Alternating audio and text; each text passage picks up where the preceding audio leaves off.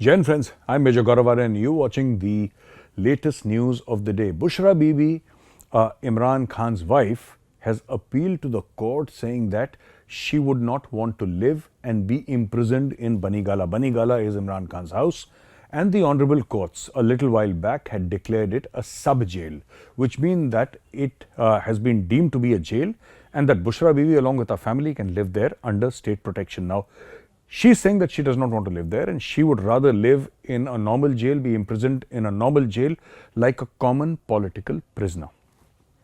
Now, ladies and gentlemen, here is the thing.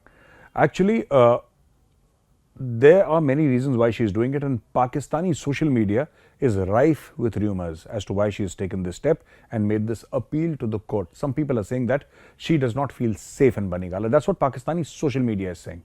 She doesn't feel safe in Banigala. There are so many attacks happening in Pakistan, and an attack can happen on her and her children also. She's scared, being a mother, being a wife. She's obviously scared for her kids, and she's saying that I don't want to live in Banigala. Please move me out of here, in spite of the fact that it's a sub-jail and there is police protection. The other point of view on Pakistani social media is that, while she's living in all the comfort in Banigala, her husband is in jail. She's saying that I will want to face the same hardship that my husband is facing and many other PTI workers are facing. So, whatever is the truth, that only Bushra Bibi knows, but these are the voices that are coming out of Pakistani social media. Now, here is the thing about Pakistan, all right. Nawaz Sharif is not popular, but the army likes him. There was a time when the army loved him. There was a time when the army hated him. They again loved him. They again hated him. Now it's back to loving Nawaz Sharif. So Nawaz Sharif's been there, done that. And all the people in Pakistan, at least the thinkers, the analysts, they feel that Nawaz Sharif is coming back to power, duly blessed by the Pakistan army. But Pakistan's tallest political leader is not Nawaz Sharif. It is Imran Khan Niazi.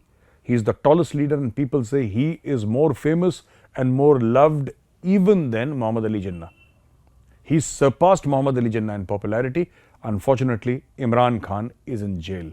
The Pakistani army knows that if Imran Khan is taken out of jail and if Imran Khan is allowed to stand for elections, 90% of Pakistan, a minimum of 90%, could be more than 90%, but a minimum of 90% stands behind Imran Khan, and such a person cannot be allowed to rise because such a person will become a direct danger to the Pakistani army. He will challenge the power of the Pakistan army. He will insist that the Pakistani army be subservient to the Prime Minister's office, and this is something that the Pakistani army is not comfortable. They'll do it on the face of it. They'll make a huge drama out of this entire thing that Pakistan is a democracy and obviously we are on the same page with the government. But the fact of the matter is they control the happenings behind the scenes. Now, Pakistan is a place where a lot of journalists over a period of time have been attacked, and now they are again being attacked, and common people are being attacked, political opponents are being attacked, especially Pakistan Tehreek-e-Insaf. People who are contesting on the PTI ticket are being attacked, they are being maligned on social media. Basically, the Pakistan army has made their life a living hell. The next news, ladies and gentlemen, is about Iran. Iran has given a 15-day window to the Indians. They can visit Iran without a visa. They don't need to apply for a visa. And a lot of Indians go to Iran. Many go for religious reasons, especially for the Shias. Iran and Iraq is, and especially Iran. Iran is holy. They go there to pay their respects, visit various shrines and various mosques, etc. And Iran is a place where a lot of people from India go, even for the purpose of trade, investment, etc. So Iran is a near neighbor, not our immediate neighbor, but a near neighbor to India. And a lot of Indians go. So a lot of countries have been permitted this. 5-7 countries. I was seeing that name. They're saying that the Russians can come in, the Chinese can come in, and the Indians can come in, etc., etc. But I don't know why Pakistan was not on that list. So this facility that is given to Indians is not given to Pakistanis. And the Pakistanis are screaming and shouting and complaining that we are brotherly Muslim countries and we love Iran and Iran loves us. Why in God's name can't we get a visa or the same facility? You see, the problem with Pakistan is not that Iran is giving it to XYZ countries. The problem with Pakistan is that it's giving this facility to India. And this is something Pakistan cannot come to terms with. Pakistanis wouldn't care if they gave it to the rest of the world.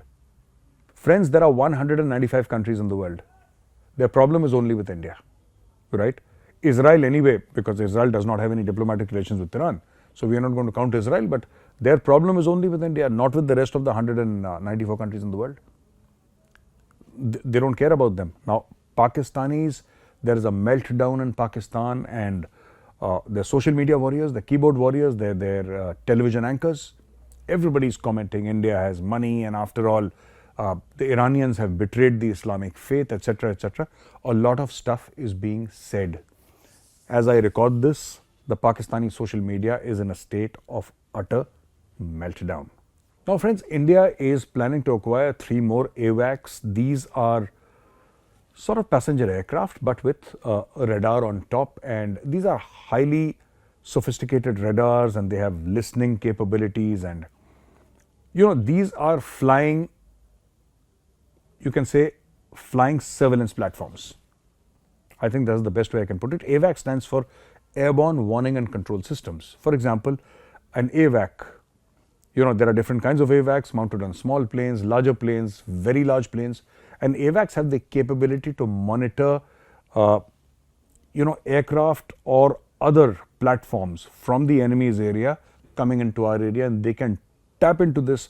They can lock on to oncoming enemy aircraft, even at a distance of 100 kilometers, 200, 300, 400 kilometers. So, for example, there is a plane taking off coming towards India from Pakistan 400 kilometers away. The AWAC will know, it will give you a heads up. Then the AWAC is connected to a missile system on the ground. This is a surface-to-air missile system. It feeds the data to the surface-to-air missile system. The missile system locks in, fires towards the oncoming Pakistani aircraft. And there is much, much more. There is surveillance, there is gathering of information, there is gathering of chatter. These are flying spy bases, let me put it that way. India has planned to get 3 more of them.